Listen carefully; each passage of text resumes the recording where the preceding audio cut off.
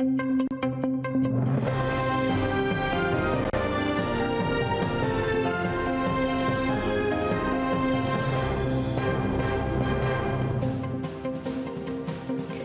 новостей на АТР. Вы смотрите «Заман», в студии София Абляева. Добрый вечер.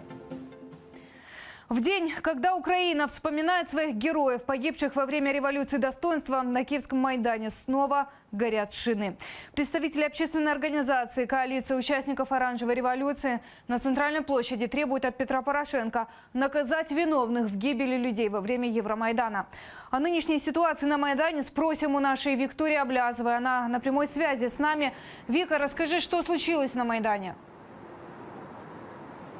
Сейчас акция уже подошла к концу. Две палатки, которые все-таки удалось поставить, их убрали. Сегодня 2 раза колонной выходила полиция. Последний раз это было тогда, когда глава движения «Новый огонь» Дмитрий Резниченко возле сцены на стеле поджег 2 колеса в память о погибших на Майдане, в память о самих событиях Евромайдана. Тогда вышла колонна полиции. На этот раз они были в касках.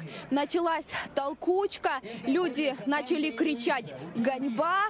После этого через какое-то время полиция отошла.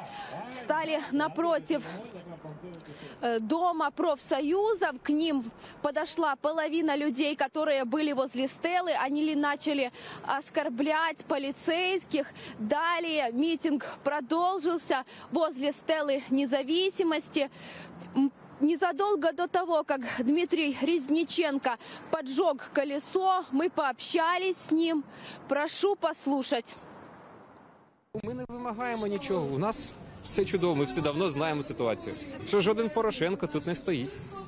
Не стоїть тут ні Порошенко, ні Гройсман, ні Яценюк, ні Кличко, ні Тягнибок тут не стоїть, які не злазили зі сцени. Руслани тут нема.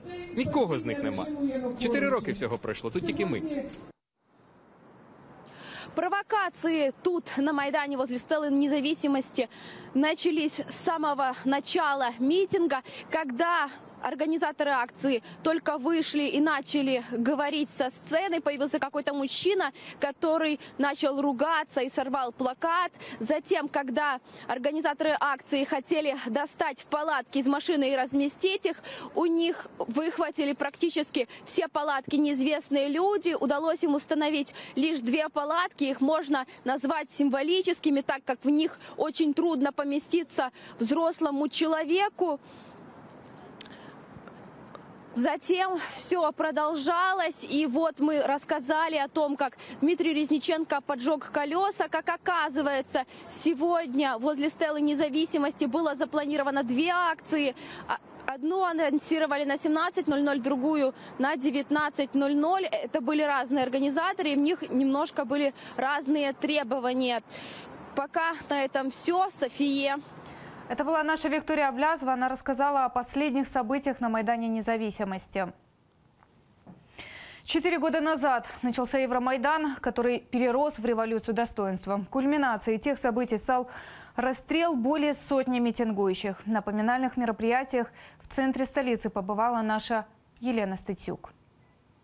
4 года назад несколько сотен украинцев организовались через соцсети и вышли на Майдан против решения власти изменить евроинтеграционный курс Украины. Тогда никто не знал, что уже через несколько дней на улицы выйдут сотни тысяч украинцев, а события следующих 3 месяцев получат название «Революция достоинства».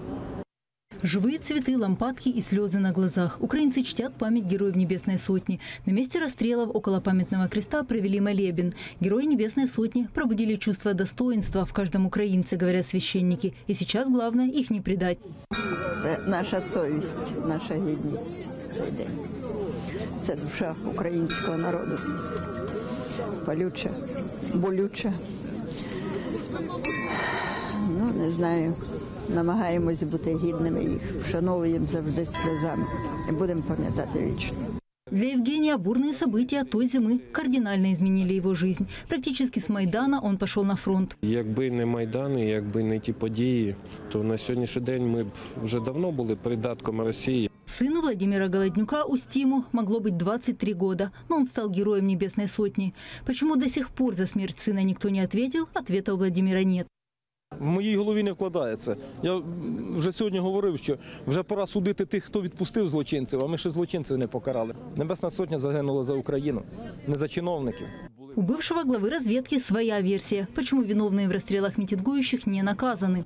В першу чергу не зацікавлені якраз діючі керівники, тому що багато їх соратників знаходяться або за кордоном і, відповідно, продовжують з ними і бізнес-проекти, відповідно, і були задіяні, відповідно, в спільних проектах попередніх років. І зрозуміло, що їх розслідування, зрозуміло, приведе до розкриття якраз дій і сьогоднішніх представників влади. На самом Майдане открылась выставка «Майдан. Ландшафты памяти». В экспозиции 48 стендов с образами революционеров. Авторы пытались показать различные срезы понимания событий революции достоинства. Перший – це через світлини, другий – через хроніку соціальних мереж, це Фейсбук, революція. Це такі емоційні спогади учасників, тематично розбиті на певні теми. Позже эти стенды пополнят коллекцию Музея революции достоинства. Министр культуры и участник революции Евгений Нищук говорит, земля уже выделена. 20 февраля будет известен победитель конкурса на лучший проект мемориала, а в июне – те, кто будет строить музейную часть. Обмежень для конкурсантів немає обмежень. Тобто головне, щоб був поданий той проект, який відповідає тому духу, тій трагедії, тому героїзму. Елена Стецюк, Сергей Карапищенко, Заман, АТР. К 4-й годовщине революции достоинства Генпрокуратура не смогла похвастаться результатами расследований преступлений против активистов Евромайдана. Пока отчитываются только о сложностях в расследовании. В частности, говорят, что формально со вчерашнего дня ГПУ потеряла следственную функцию. Ми маємо ситуацію, коли слідчі прокуратури втрачають повноваження щодо розслідування нових проваджень, а також проваджень, розпочатих слідчими міліції чи іншими. Тобто саме вбивства були зареєстровані перші слідчими поліції. Тобто на річницю, на 21 дату, тобто слідчі прокуратури втратили повноваження щодо розслідувань. Революция достоинства объединила миллионы в стремлении к европейскому будущему. Среди них немало крымских татар. Люди семьями ехали с полуострова в Киев, чтобы поддержать мирную акцию. Об одной из таких семей расскажут мои коллеги. Крымско-татарский народ, верный своим национальным традициям, был, есть и всегда будет с национально-демократическими силами Украины вместе с вами. Крымские татары организованно и самостоятельно выезжали из Крыма в Киев для участия в мирной акции в поддержку евроинтеграционного курса Украины. Одним из самых активных митингующих был Ахтем Чийгоз. Недавно освобожденный пленник Кремля впервые на площади Независимости показывает, где именно стояли палатки с крымско-татарским флагом. Мы хотели показать, что мы, крымские татары, всегда будем с Украиной. Мы все стояли очень близко друг к другу, настолько огромное количество людей, и я по ощущениям видел, что это киевляне поднялись в защиту своих детей. На Майдане постоянно дежурили около сотни крымчан. Люди из Крыма передавали продукты и теплую одежду. Поддерживали протест и крымские артисты.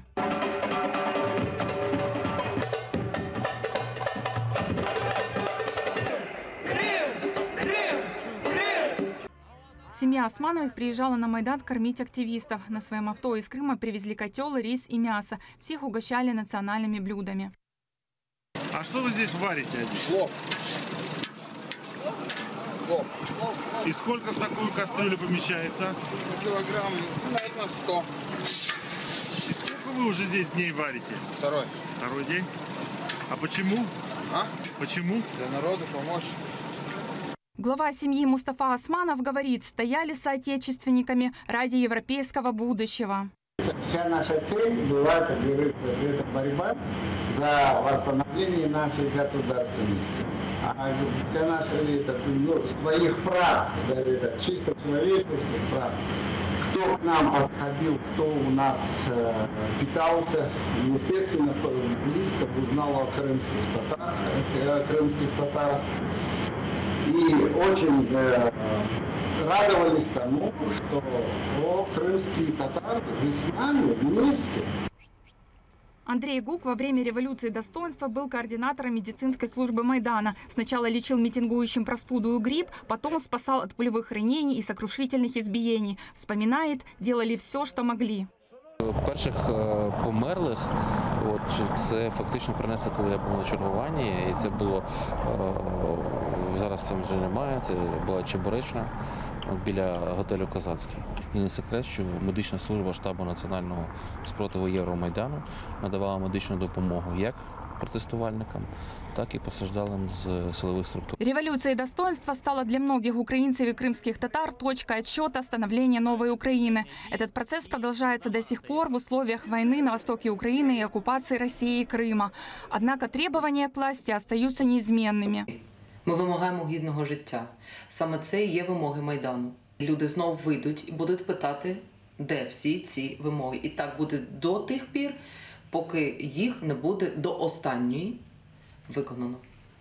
Эльвина Сейдбулаева, Маргарита Потапова, Асан Эминов, Заман АТР.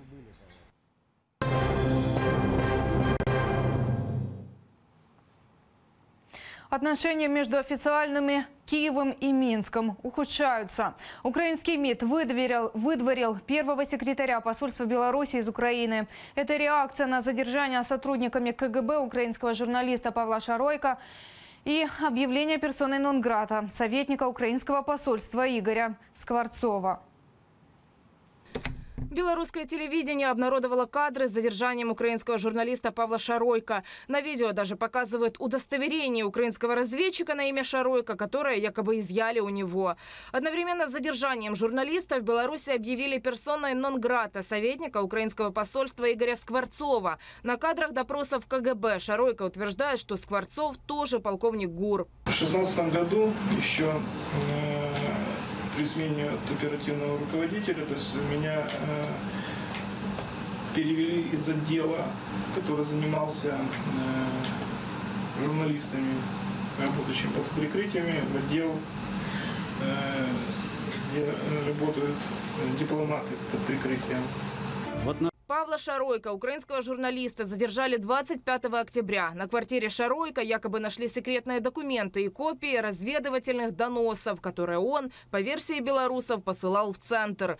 Белорусский комитет госбезопасности обвинил его в шпионаже. Там утверждают, что Шаройка в звании полковника Главного управления разведки Украины создал в Беларуси разведывательную сеть. В отношении Павла Шаройка возбуждено уголовное дело по статье 358 Уголовного кодекса Республики Беларусь «Шпионаж».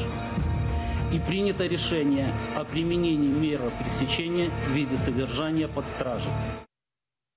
В Главном управлении разведки Украины опровергли информацию о том, что Шаройка является их сотрудником. Павел Шаройка проходил службу в Главном управлении разведки Министерства обороны Украины на посту начальника пресс-службы. В 2009 году он был уволен с военной службы по состоянию здоровья. После увольнения Шаройка работал по ранее полученной специальности журналистом украинского СМИ.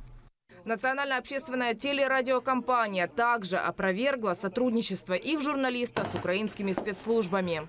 Отечественный МИД называет задержание украинского журналиста и выдворение украинского дипломата недружественным шагом со стороны Беларуси. И уже отреагировала на это выдворением первого секретаря посольства Беларуси.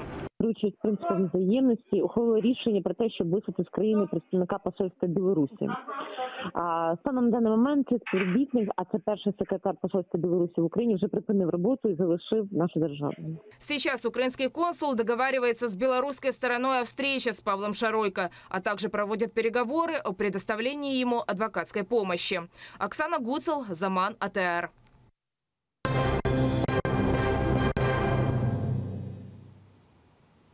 По меньшей мере 50 человек погибли из-за нападения смертника в мечети.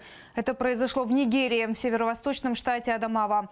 По данным полиции, смертник подорвался внутри мечети, когда люди собрались на утренний намаз, молитву. Число жертв может возрасти, поскольку несколько человек тяжело ранены, говорят правоохранители. Пока ответственность за нападение не взяла на себя ни одна из группировок. Главреда онлайн-издания «Джумхуриет» на 3 года Алгюза Гювена обвиняют в пропаганде движения исламского проповедника Фейтуллаха Гюлена, признанного в Турции террористическим. Сам Гювен сообщил, что причиной преследования журналистов «Джумхуриет» является оппозиционный ракурс и независимое освещение всех событий в стране. Официально Анкара считает Фейтуллаха Гюлена ответственным за попытку госпереворота в июле 2016 года. За якобы причастность к этому в Турции в заключении находится около 50 тысяч человек.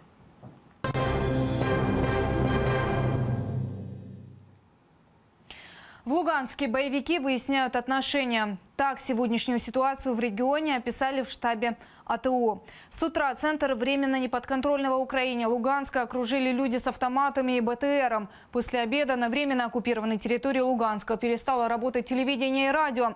А вечером в город со стороны Донецка въехала колонна, а это около 200 единиц военной техники.